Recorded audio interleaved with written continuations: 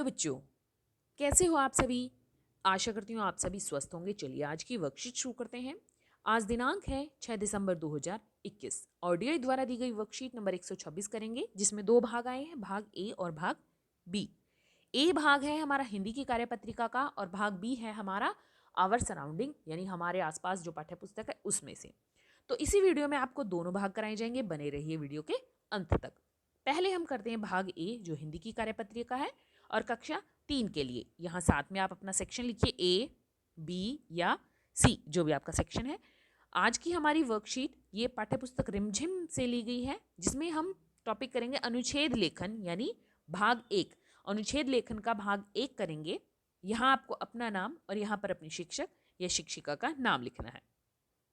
नमस्ते प्यारे बच्चों, आशा करते हैं कि आप सभी स्वस्थ और खुश होंगे। आइए बच्चों, आज कुछ नया और रोचक सीखते हैं। आज हम अनुच्छेद लेखन के बारे में जानेंगे। अनुच्छेद का अर्थ है किसी एक विचार पर लिखा गया लेख। तो आइए देखते हैं कि अनुच्छेद लिखते समय हमें किन बातों का ध्यान रखना जरूरी है। पहले, विषय पर मन में करो विचार, फिर क्रम में छोटे छोटे वाक्य करो तैयार। भाषा सरल, वाक्य नहीं दोहराओ। ध्यान में रखकर इन बातों को अब एक अनुच्छेद लिखकर दिखाओ। तो अनुच्छेद लिखना हो हमें किसी विषय पर, तो क्या करना है? पहले तो उस विषय को मन में विचार करो कि इसमें हम क्या क्या लिख सकते हैं। फिर हमें छोटे छोटे वाक्य तैयार करने हैं। भाषा सरल होनी चाहिए, ज़्यादा कठिन शब्दों का प्रयोग नहीं करना चाहिए। वाक्यों को दोबारा दोहराना नहीं चाहिए। इन सभी बातों को ध्यान में रखकर हम क्या लिखेंगे? एक अनुच्छेद लिख सकते हैं। बच्चों, पिछली कई कार्यपत्रिकाओं में हमने वृक्षों के बारे में पढ़ा। पेड़ हमारे सच्चे मित्र विषय पर नीचे कुछ अधूरी पंक्तियां दी गई है, जिन्हें आपको दिए गए उचित शब्दों द्वारा भरकर पूरा करना है। पहली पंक्ति, पेड़ हमारे सच्चे और अच्छे डैश हैं। मित्र है या शत्रु है? तो हमारे अच्छे मित्र हैं, शत्रु नहीं। अगला है, पेड़ पौधों से हमें डैश हवा मिलती है। जहरीली हवा या स्वच्छ हवा? तो पेड़ पौधों से हमें स्वच्छ हवा मिलती है, स्वच्छ हवा। अगला है, हमें डैश से छाया, फल फूल, भोजन, लकड़ियां और औषधियां आदि प्राप्त होती है। जानवरों से या पेड़ों से? तो हमें ये पेड़ों से प्राप्त होते हैं, जानवरों से नहीं। छाया, फल फूल ये किससे प्राप्त होती है? पेड़ों से। पशुओं व पक्षियों को डैश व रहने का स्थान भी पेड़ों द्वारा ही प्राप्त होता है। तो पशु पक्षियों को क्या? भोजन। पशु पक्षियों को भोजन किससे प्राप्त होता है? पेड़ पौधों से ही प्राप्त होता है। जैसे फल फूल या जो पशु है वो घास खाते हैं, वो किससे मिलता है? पौधे ही होते हैं, पेड़ ही होते हैं, सूरज नहीं होता वो। आगे है, प्रकृति की इस सुंदर और अनुपम उपहार की हमें डैश करनी चाहिए। तो हमें रक्षा करनी चाहिए या हमें इसे काटना चाहिए? तो हमें इसकी रक्षा करनी चाहिए। हम सभी को ज्यादा से ज्यादा पेड़ डैश चाहिए, लगाने चाहिए, काटने चाहिए? ज्यादा से ज्यादा पेड़ लगाने चाहिए। मित्र, स्वच्छ, पेड़ों, भोजन, रक्षा, लगाने। शाबाश बच्चों, आइए अब इन्हीं पंक्तियों की सहायता से एक अनुच्छेद लिखते हैं। देखिए, पेड़ हमारे सच्चे और सबसे अच्छे मित्र हैं। इनसे हमें डैश मिलती है। तो इनसे हमें क्या मिल सकती है? हम लिख सकते हैं स्वच्छ हवा, छाया, फल फूल, भोजन, लकड़ियां, ये सभी लिख सकते हैं। देखिए, इनसे हमें स्वच्छ हवा लिख लेते हैं हम, ठीक है? स्वच्छ हवा मिलती है, ये हमारे लिए बहुत उपयोगी है। पेड़ों से हमें डैश आदि प्राप्त होते हैं। तो यहाँ पर आप फल फूल लिख सकते हैं, फल फूल और भोजन, भोजन आदि इनसे हमें प्राप्त होते हैं। पशु पक्षियों के लिए पेड़ पौधे अति महत्वपूर्ण हैं। उन्हें डैश प्राप्त होता है। तो पशु पक्षियों को क्या प्राप्त होता है? इनसे भोजन प्राप्त होता है, भोजन, और आप क्या लिख सकते हो? रहने का स्थान भी लिख सकते हो। भोजन और रहने का स्थान प्राप्त होता है, या फिर आप भोजन भी लिख सकते हैं। प्रकृति के इस डैश करनी चाहिए, प्रकृति के इस उपहार की, प्रकृति के इस उपहार की हम सभी को क्या करनी चाहिए? हम सभी को रक्षा करनी चाहिए और डैश अपनी धरती को, और क्या है, हमें अपनी धरती को हरा भरा और सुंदर रखना चाहिए। तो देखिए, पेड़ हमारे सच्चे और सबसे अच्छे मित्र हैं। इनसे हमें स्वच्छ हवा मिलती है, ये हमारे लिए बहुत उपयोगी है। पेड़ों से हमें फल फूल भोजन आदि प्राप्त होते हैं। पशु पक्षियों के लिए पेड़ पौधे अति महत्वपूर्ण हैं, उन्हें भोजन प्राप्त होता है। प्रकृति के इस उपहार की हम सभी को रक्षा करनी चाहिए और हमें अपनी धरती को हरा भरा और सुंदर रखना चाहिए। आओ बातचीत करें। तो यहाँ पर देखिए क्या है, प्यारे बच्चों, साथ दिए गए चित्र को ध्यान से देखिए।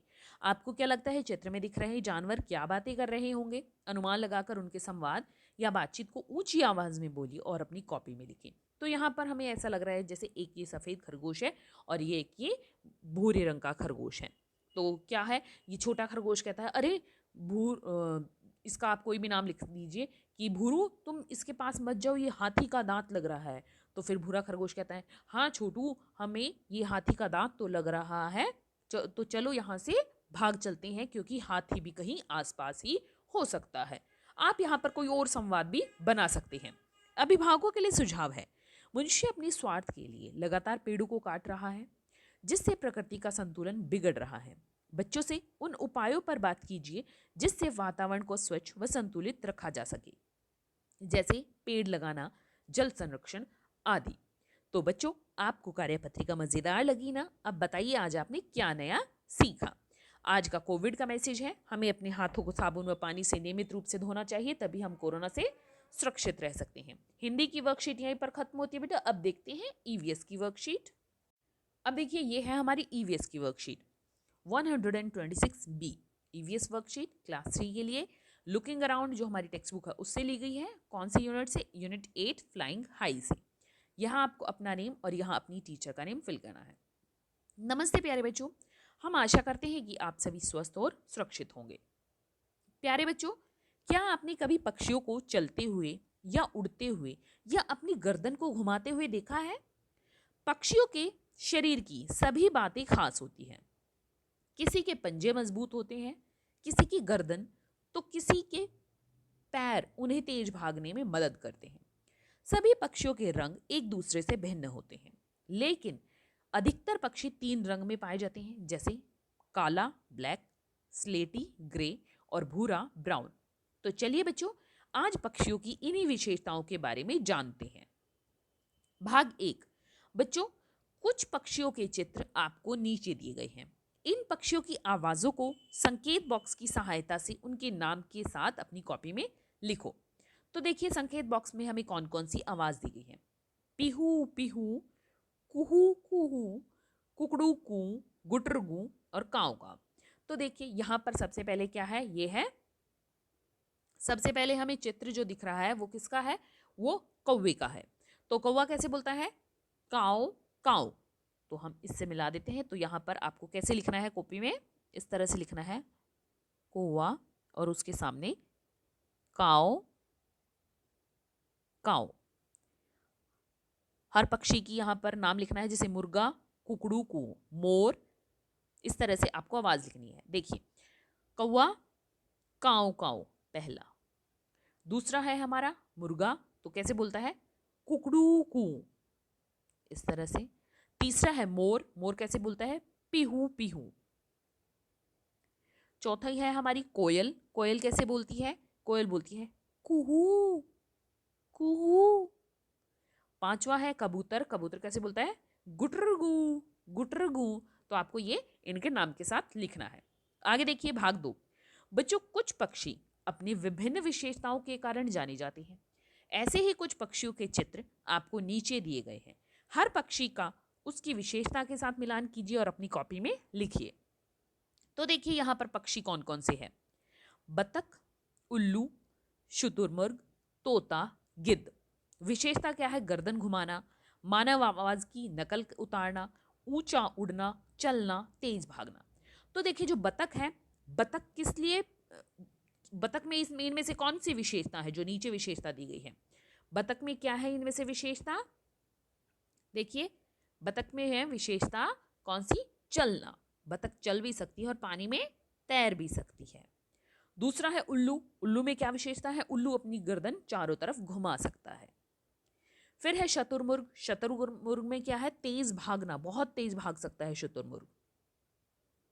तोता। तोता क्या कर सकता है? मानव आवाज की नकल उतार सकता है, जैसे आप बोलोगे वैसे ही तोता बोल सकता है। फिर है गिद्ध। गिद्ध क्या करता है? ऊंचा उड़ सकता है, बहुत ऊंचा।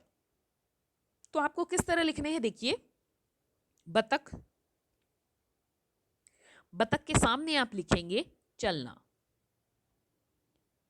यहां पर दूसरे जानवर का नाम, फिर उसकी विशेषता, फिर अगले का नाम, फिर उसकी विशेषता।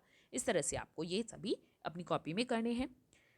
भाग 3, कुछ पक्षियों के नाम नीचे दिए गए हैं। पक्षियों को मुख्यतः 3 रंगों काला, भूरा और सलेटी रंगों के आधार पर पहचान कर अपनी कॉपी में लिखिए। तो देखिए, काला, काला कौन सा है इनमें से? देखिए, काला है कौवा। कौवा होता है काला। और जो कबूतर है वो होता है हमारा स्लेटी, ग्रे कलर का। गोरैया, बतख और बाज, ये कैसे रंग के होते हैं? ये भूरे रंग के होते हैं तीनों, भूरा। सलेटी रंग का होता है कबूतर, काले रंग का कौवा और भूरे रंग के गोरैया, बतख और बाज। तो ये भी आपको इसी तरह लिखना है, जैसे यहां पर पक्षी का नाम कबूतर और उसके सामने उसका रंग सलेटी। इसी तरह से आपको सभी पक्षियों के नाम यहां लिखने हैं और उनके सामने उनके रंग लिखने हैं। एक्टिविटी है, घर में उपलब्ध गत्तों, कागजों और पेड़ों के तिनकों की सहायता से पक्षी का घोंसला बनाइए, जैसे कि हमने बनाया है, और उसे अपने अध्यापक या अध्यापिका के साथ साझा कीजिए। तो इस तरह से आपको क्या करना है? पक्षी का घोंसला बनाना है और उसे अपने अध्यापक या अध्यापिका के साथ साझा करना है। अभिभावकों के लिए सुझाव है, पक्षियों की पहचान करवाने के लिए बच्चों को आसपास आने वाले पक्षियों को ध्यान से दिखाइए और उन्हें उपरोक्त गतिविधि में उनकी सहायता कीजिए। तो ये जो यहाँ पर घोंसला बनाना है, इसमें बच्चों की मदद कीजिए, और जो ऊपर आवाज़ आई है पक्षियों की, उन्हें आप खुद भी बोलकर दिखाइए, या अगर आसपास कभी कोई पक्षी बोल रहा है इस तरह से, तो आप उसे बच्चे को सुनाइए कि ये पक्षी ये वाला है और इसकी आवाज़ इस तरह से आती है।